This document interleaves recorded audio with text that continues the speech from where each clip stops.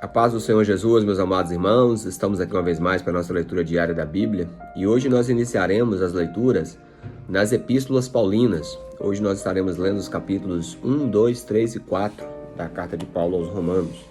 Lembrando sempre que a versão que usamos é Almeida Revista e Atualizada. Vamos lá então? Capítulo 1.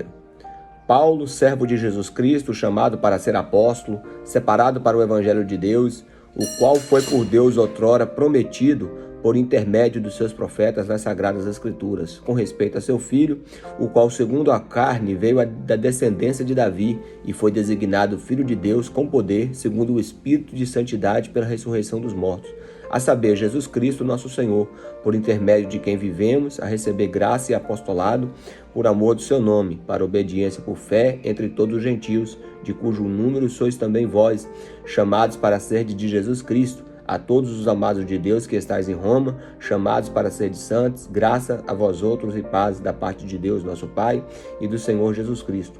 Primeiramente dou graças ao meu Deus, mediante Jesus Cristo, no tocante a todos vós, porque em todo o mundo é proclamada a vossa fé, porque Deus, a quem eu sirvo em meu Espírito no Evangelho, no seu Filho, é a minha testemunha de como incessantemente faço menção de vós em todas as minhas orações, suplicando que, em algum tempo, pela vontade de Deus, se me ofereça uma boa ocasião para visitar-vos, porque muito desejo ver-vos, a fim de repartir convosco algum dom espiritual, para que sejais confirmados, isto é, para que em vossa companhia, reciprocamente, nos confortemos por intermédio da fé mútua, vossa e minha.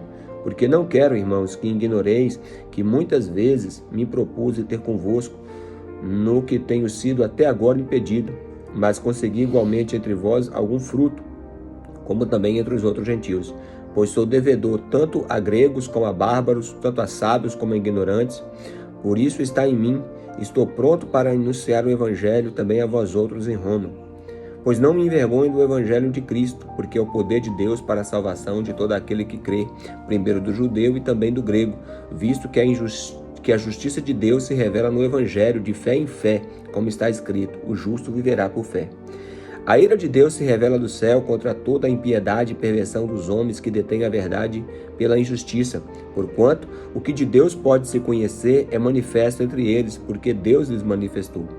Porque os atributos invisíveis de Deus, assim o seu eterno poder, como também a sua própria divindade, claramente se reconhecem desde o princípio do mundo, sendo percebidos por meio das coisas que foram criadas.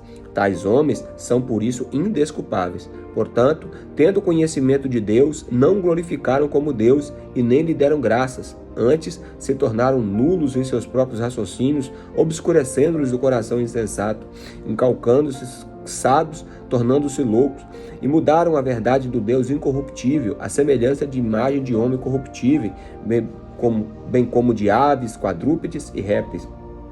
Por isso, Deus entregou tais homens à imundícia pelas concupiscências do seu próprio coração, para desonrar o seu corpo entre si, pois eles mudaram a verdade de Deus em mentira, adorando e servindo a criatura em lugar do Criador, o qual é bendito eternamente. Amém. E por causa disso os entregou Deus às suas paixões infames, porque até as mulheres mudaram o modo natural de suas relações íntimas com o outro contrário à natureza. Semelhantemente, os homens, também deixando o contato natural da mulher, se inflamaram mutuamente em sua sensualidade, cometendo torpezas, homens com homens, e recebendo em si mesmo a merecida punição do seu erro. E por haverem desprezado o conhecimento de Deus, o próprio Deus os entregou à sua disposição mental reprovável para praticarem coisas inconvenientes, cheios de toda injustiça, malícia, avareza e maldade, possuídos de inveja, homicídio, contenda, dolo, malignidade, sendo difamadores, caluniadores, aborrecidos de Deus, insolentes, soberbos, presunçosos, inventores de males, desobedientes à paz, insensatos, pérfidos, sem afeição natural e sem misericórdia. Ora, conhecendo eles a sentença de Deus, de que são passíveis de morte os que tais coisas praticam, e não somente as que a fazem, mas também aqueles que aprovam os que assim procedem. Agora, irmãos, o capítulo 2. Portanto, é indesculpável o homem quando julgas quem quer que seja, porque não julgas a outro, e porque a ti mesmo te condenas, pois praticas coisas que condenas?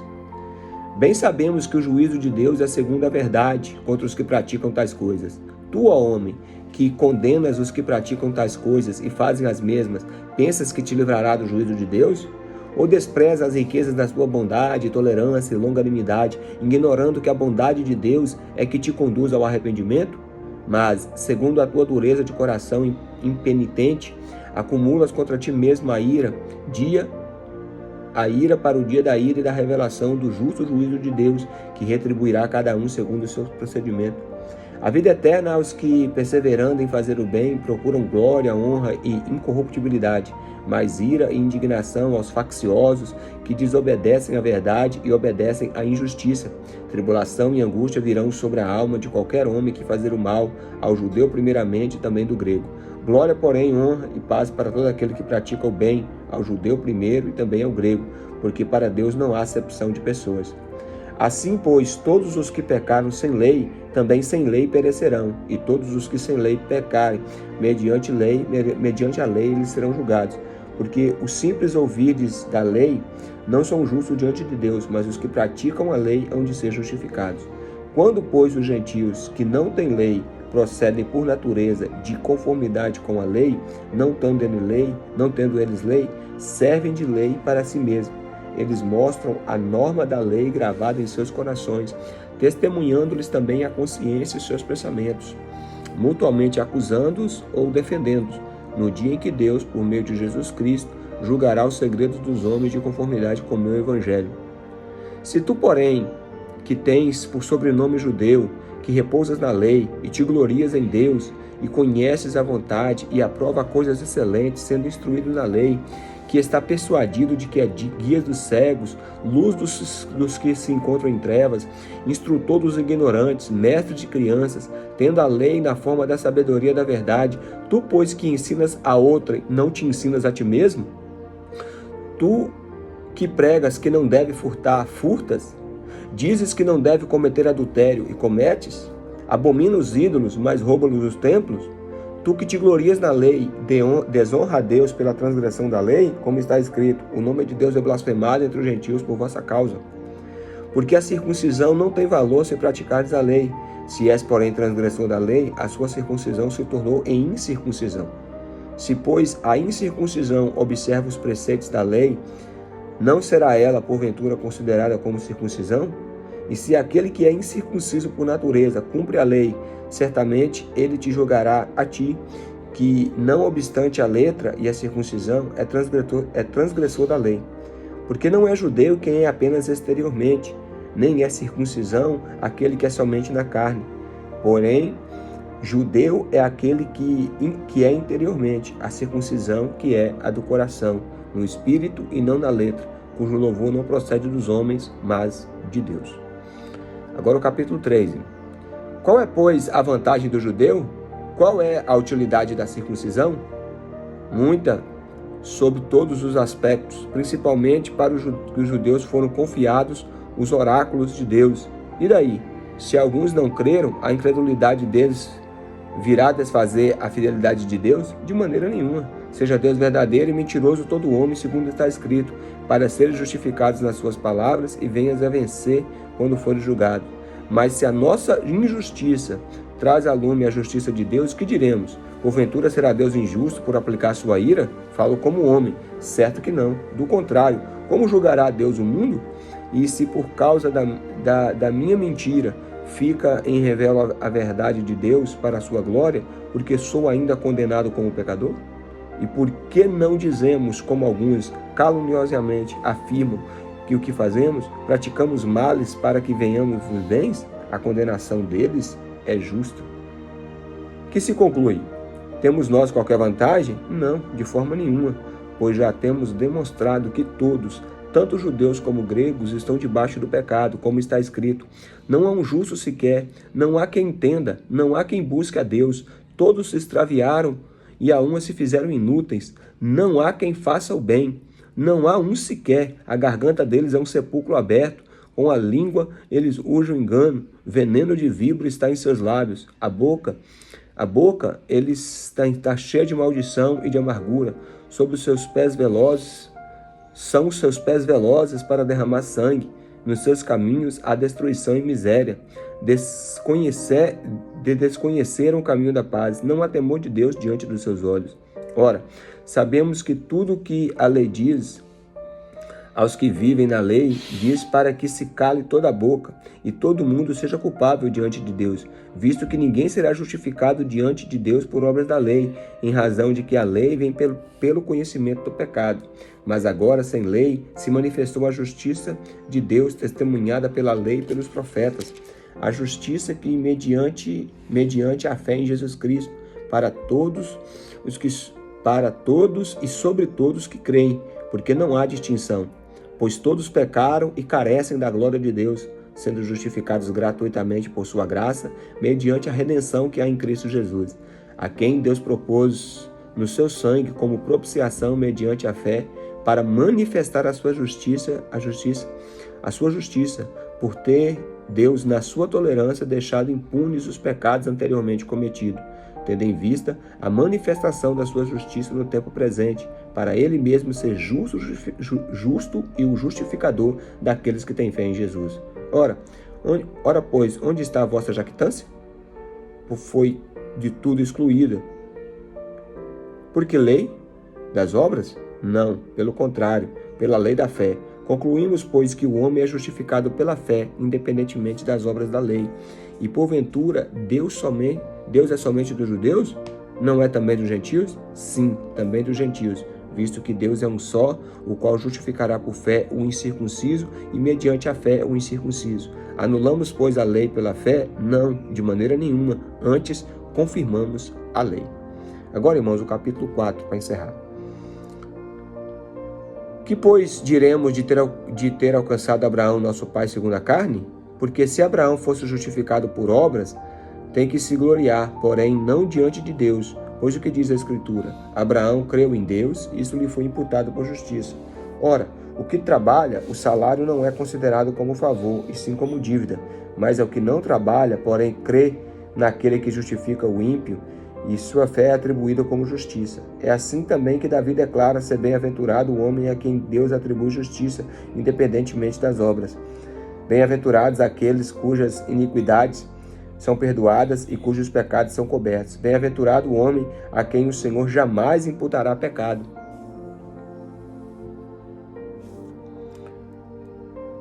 Vem, pois, essa bem-aventurança exclusivamente sobre os incircuncisos, ou também sobre os incircuncisos?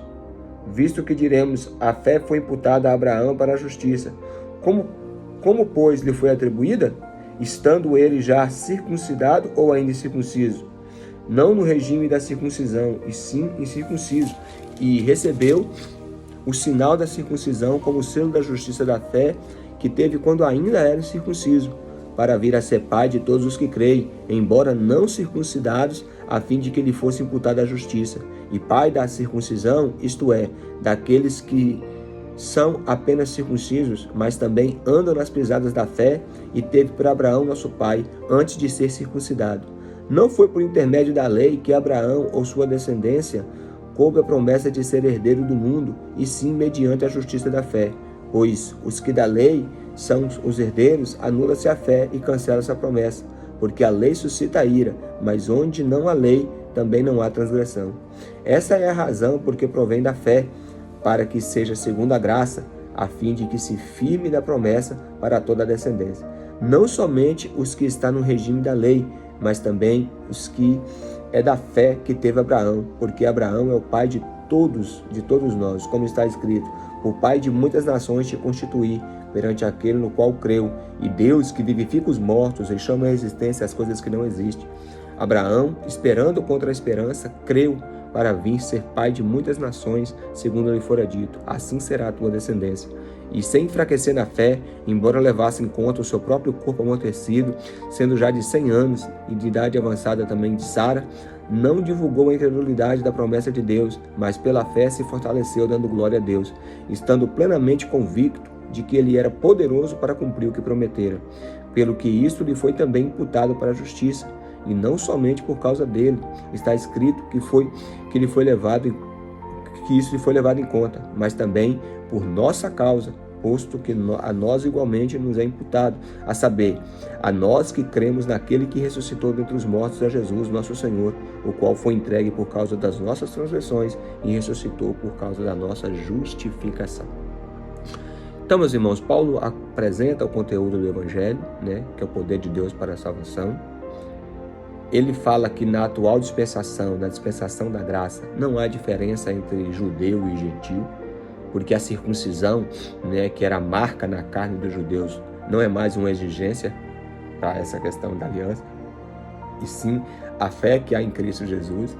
E ele fala que todos estão debaixo de uma mesma condenação, todos pecaram e carecem da glória de Deus, e a forma não é mais através das obras da lei, né, e nem de circuncisão, e sim somos justificados pela fé que há em Cristo Jesus. Né? Então são os assuntos que Paulo trata aqui nesse primeiro momento. Obrigado por assistir mais esse vídeo, deixa aí o seu like, compartilha esse vídeo, ativa o sininho de notificação e também, claro, né, em primeiro lugar, leiam a palavra de Deus.